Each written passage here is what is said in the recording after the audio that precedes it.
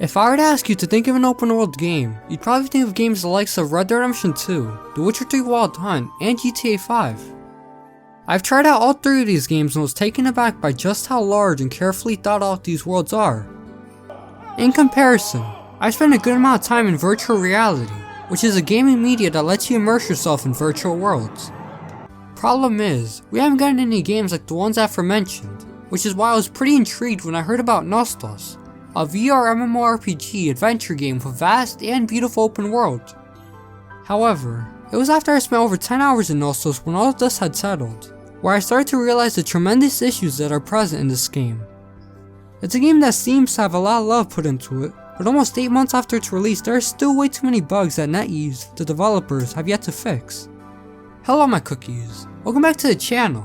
In today's video we'll be talking about my experience with Nostos. Let's jump right in.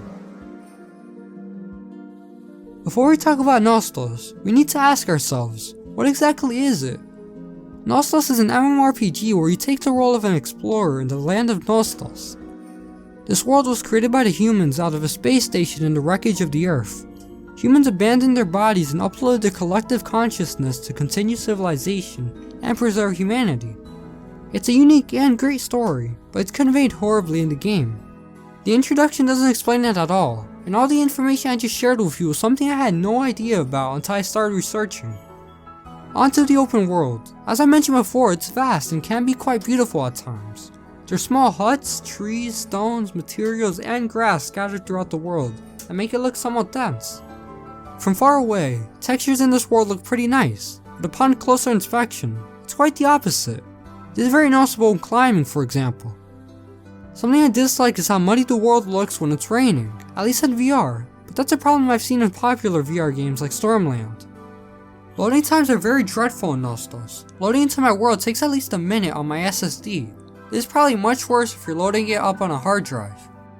Since this game is an MMORPG, and because of how hyped up it was up until launch, you expect to see at least some people roaming the world, right? Well, I thought that too, right up until I saw that there was only one lobby with just 3 people. I checked Steam charts and at the time of writing this review, there have been a total of 5 people who have played in the past 24 hours. And the peak amount of players in the past few months hasn't gone past 14. Nostos has many unique features that I wished other MMORPGs had. The biggest one is probably VR support. A game like this is best played with as much immersion as possible. Riding a motorcycle or a car feels nice and probably one of my favorite things to do in VR.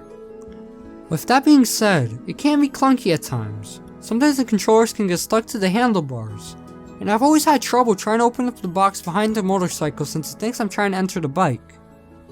Going any further than that would just be nitpicking, so I'll just say that's a feature that I overall do enjoy. Another thing that I did enjoy was the menus and overall UI. This is something that is very simple to mess up. Thankfully they didn't, and the execution makes the experience feel natural. I would have liked to see interactive buttons though. Speaking of interactions, there are a lot of items and weapons that are very fun to use. From a bow to a pew-pew container, it all feels very natural and fluid. Browsing the menus and crafting also feels fluid. Building in VR, compared to building on a screen, is a whole lot better since you can accurately see where you're placing the build. So to sum up what I've said, the VR implementation is great. However, with this being the biggest feature, they somehow managed to mess it up, horribly. During gameplay, the framerate gets down to about 30 FPS, which might sound alright for a game on a screen, but in virtual reality, studies have shown that framerates below 90 FPS is likely to induce disorientation, nausea, and other negative user effects, which I think goes without saying, is not the most pleasant experience. Even looking back at the footage, I feel a bit sick. Instead of waiting until the end of the video, I've decided to just let you know now. If you haven't played in VR for at least a few years and haven't done your VR likes yet, I highly recommend, no, I beg of you, to not play Nostos in VR. You know what, no, even if you do have years playing in VR, you'll still get sick, so you know what, just don't play the VR version. Alright, case closed, let's move on. Let's forget the VR aspect of the game for now and judge it as a regular flat screen game. There are many other features I do enjoy. The dog you get in Nostos is one of them. Lupus is, well, just a dog. Yeah, you know what, I can't think of anything nice to say about him. He tries his best to help during a battle, but is honestly even worse than the enemy. He always gets in front of me while fighting and then gets angry at me for accidentally hitting him.